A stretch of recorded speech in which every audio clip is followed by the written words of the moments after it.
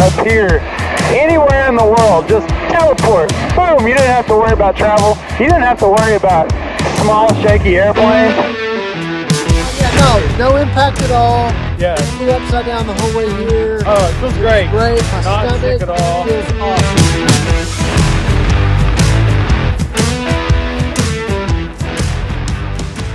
All right, so I'm here with Kevin Wheat. We're in Rockwall. We're getting ready for an adventure. You ready for this? I'm ready. All right, it's gonna be a lot of fun. So you've been in a small plane before, huh? I have. I don't know that you've been in a plane this small. I don't think so. I think we're gonna go maybe grab some food at Redbird, Dallas Executive. Man, what a busy day though, flying here, and I felt like I was just dodging planes left and right. So we're gonna have to keep our heads on the swivel. You're gonna have to help me. I'm ready. All right, let's do this. Let's do it.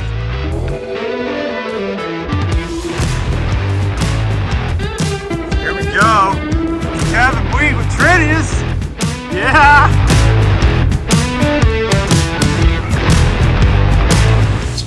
Is this? It's an important accessory. Oh, is it the barf bag? Oh yeah. That's about it. Not a whole lot more than that. Okay. Don't touch anything. Got it. Don't touch it. These things up here. Yeah. Don't touch. Don't touch. Got it. All right, Kevin. So, airplane versus helicopter in a game of chicken. Who wins? I'm going airplane. I think the correct answer is actually you both lose. Yeah. This guy's clearly learning to fly a helicopter. We'll check a mag. One mag per drop. Second mag per drop. Looks good. Pull our carb heat. Tackle the prop. Alright, flaps are good. Transponder's set. Boarding's going. Alright, Kevin, you ready to taxi out here and fly? I'm ready. And turning right base. We're just going to spin around.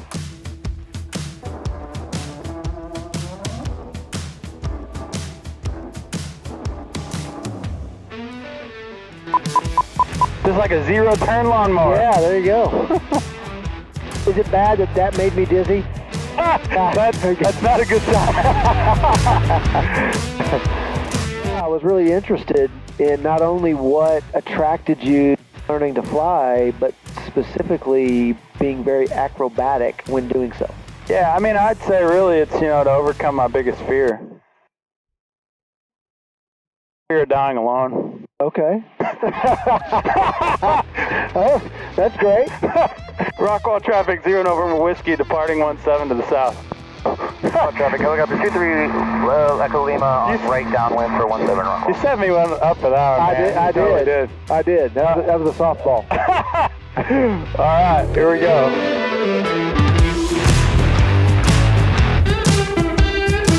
Looking for 60. There's our 60.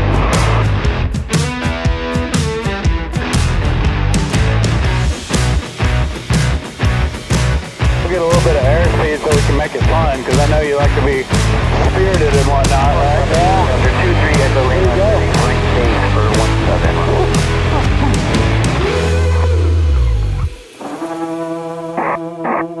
Yeah, so I think just learning to fly acro is kind of like, if you learn all of the precision points of the plane, really learn to be precise in maneuvering and get over the fear of different unusual attitudes, then it really just makes you a better pilot. I guess it would correlate to a problem-solving mindset. Yeah, it really would. And I think there it's kind of like what we do in IT. You are troubleshooting all the time. You get into certain situations and you're just figuring out kind of like what's the next move. And Autopilot. I don't know, I really think that flying is just like that. You're adapting to the environment, you're troubleshooting, you get yourself into a situation, you figure out and think through it, figure out how do you get out of that. Same with IT, just problem solving. Oh yeah, and doing it on the fly with some degree of pressure in some instances. Yeah. I can see that. Yeah.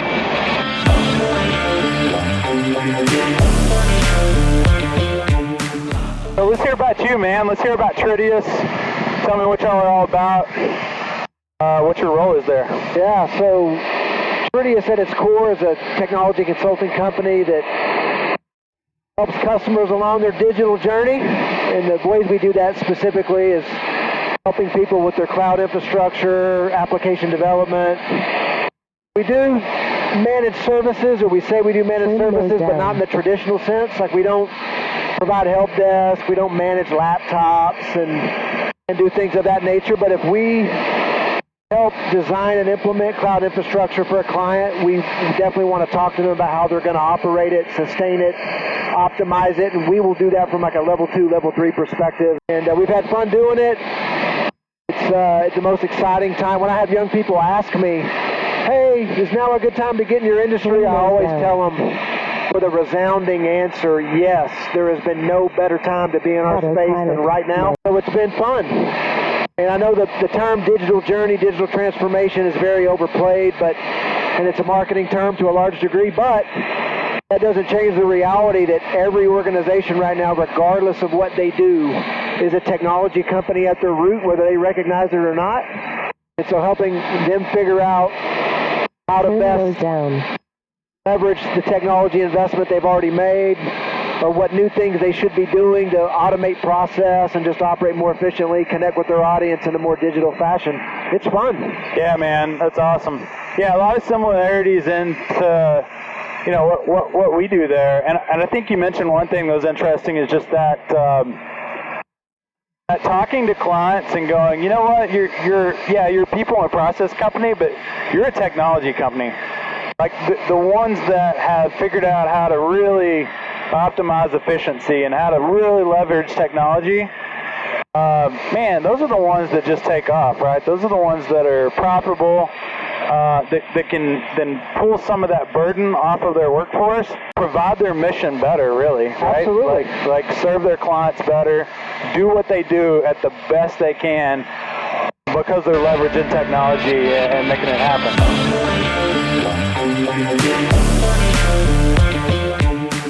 Yeah, no doubt. I've got 3 kids.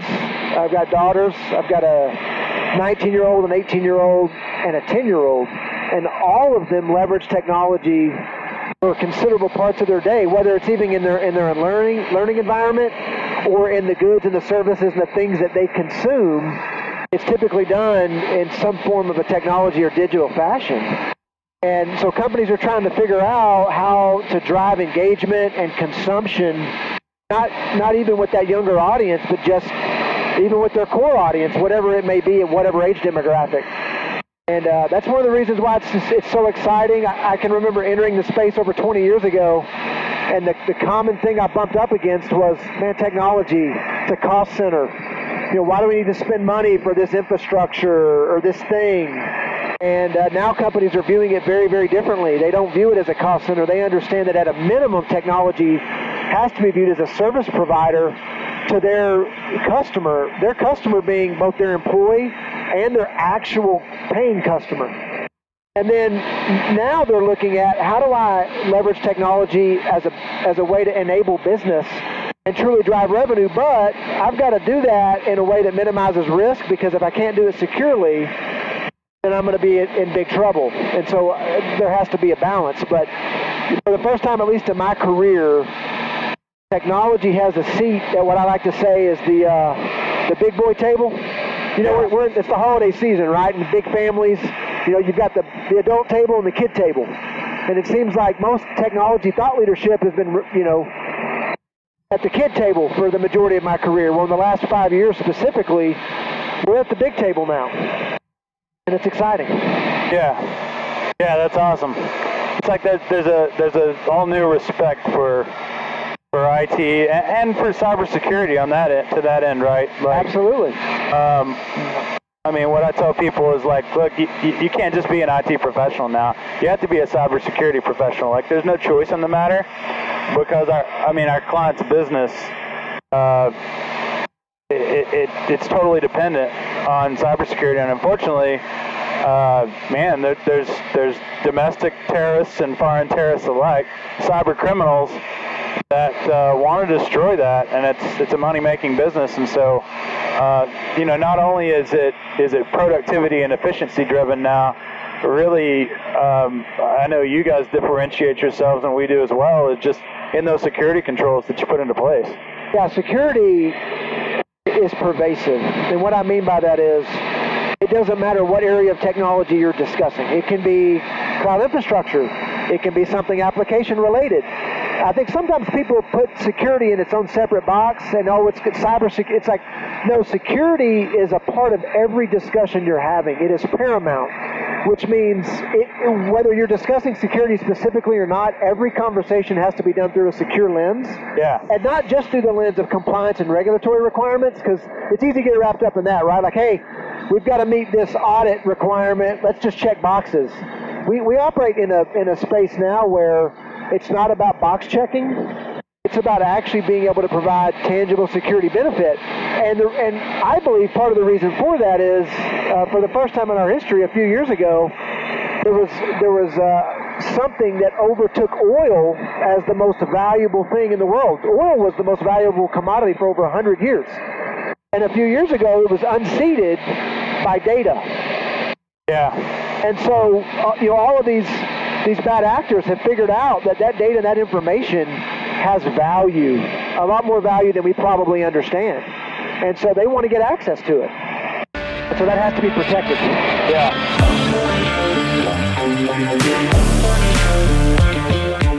Let's talk a minute about just how sort of Tridius and DKB cross paths. Yes. Yeah, I think it's a great story. It's an interesting story. I had a gentleman that I worked with in the past, Joshua, just a high character, high capacity individual, reached out to me and said, hey, do you mind if I list you as a reference? And I was like, Joshua, no, of course not. I'd love to be a reference for you.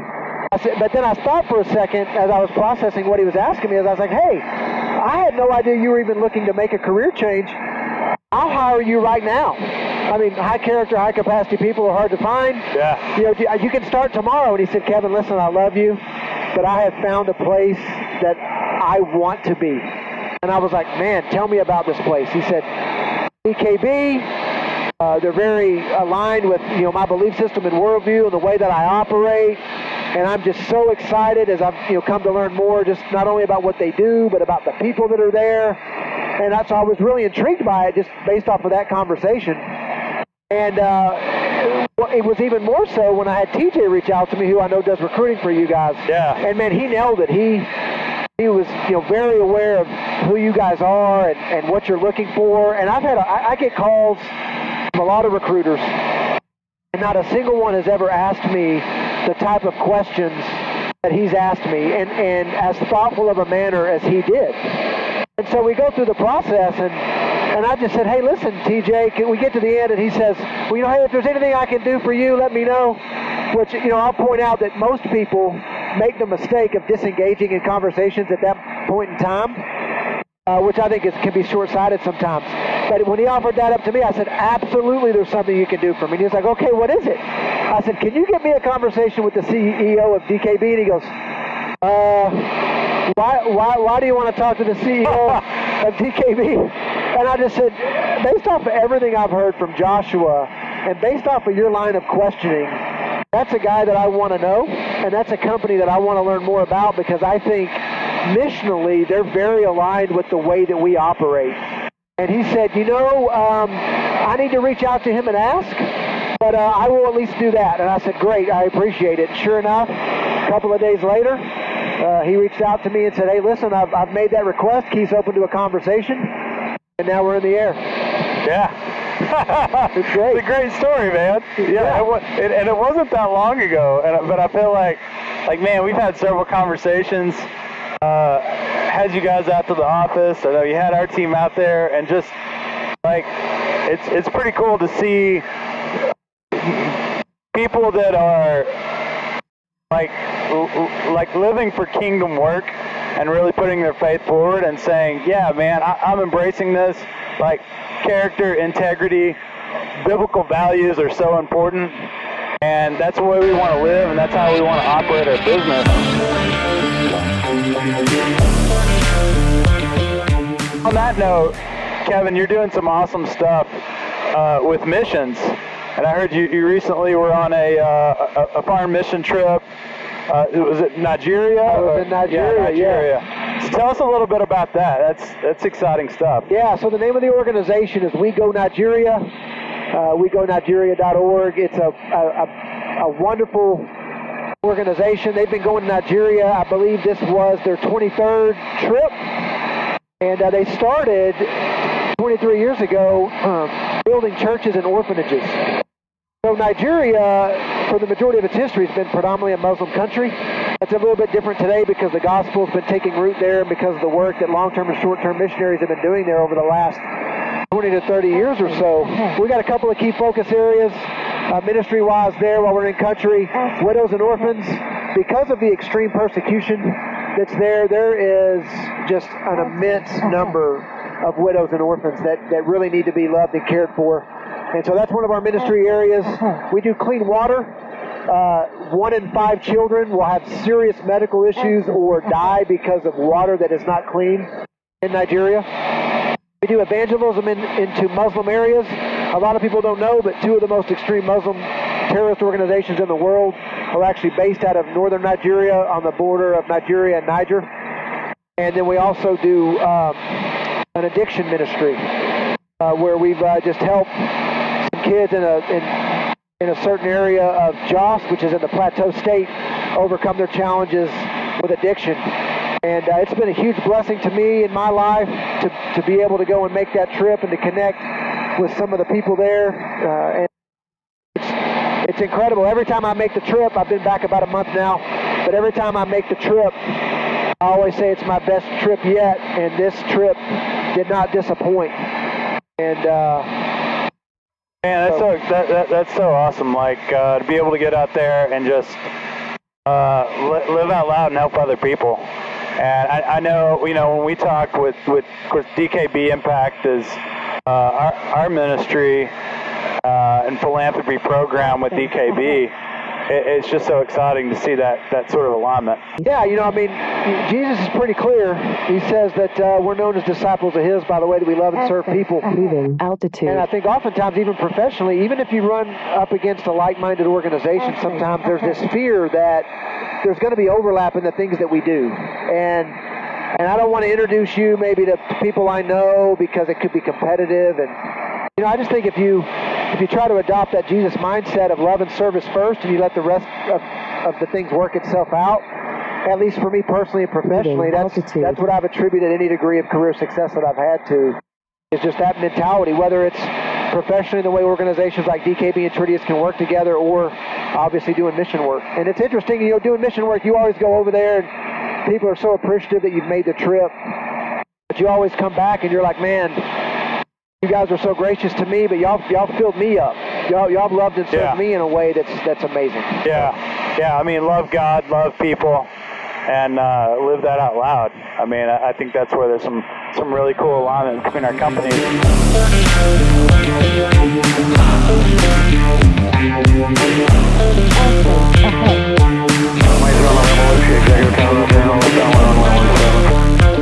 Left downwind, runway 17, you're on the whiskey. Hopefully this didn't make you too dizzy, dude. Yeah. It's a lot of circling. I'm settling in, but I am feeling it a little bit. Yeah. I was thinking about that. We're orbiting here.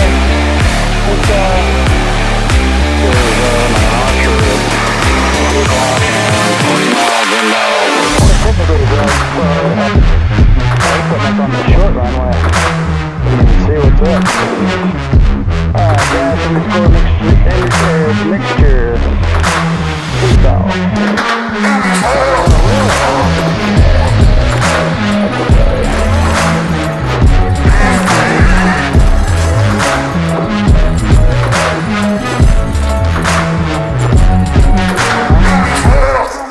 It's a weird feeling, I know. Fuel quantity. Yeah, we know.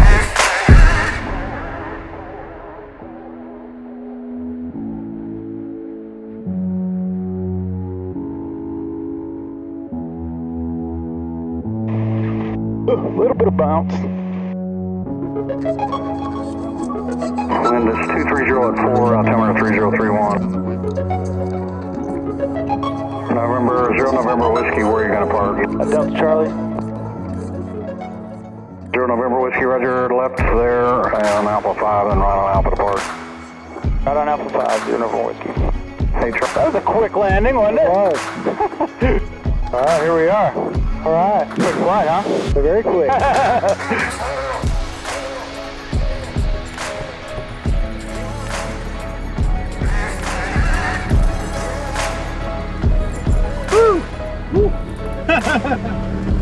So I've never been here, but pretty cool. Okay, so another first for you. Rockwell and here. Yeah, why not? All right, that's awesome. An adventure. All right, Kevin, how was the flight? Flight was amazing. It was amazing. Wow, you like that? I did like it. Yeah, we did a little circle here. We're at Redbird. First time I've been here. Yeah, I had to circle a little bit before we came in. It was a really short flight from Rockwall, right? Yeah. Yeah, real close. So we're gonna go in here at Delta Charlie's, check this place out, maybe have a little to eat and continue the conversation. Sound good? I'm looking forward to it. All right, let's do it.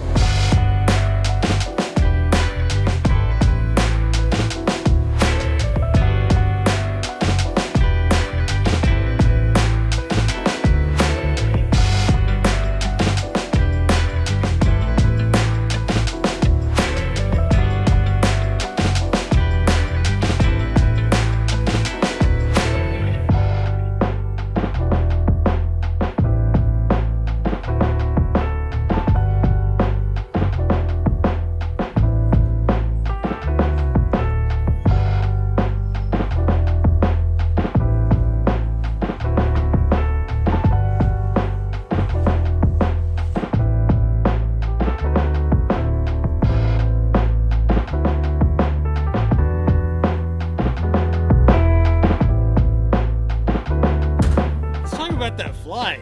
Yeah. Crazy. Crazy. Man, who knew? We didn't even do any loops or anything. Nothing.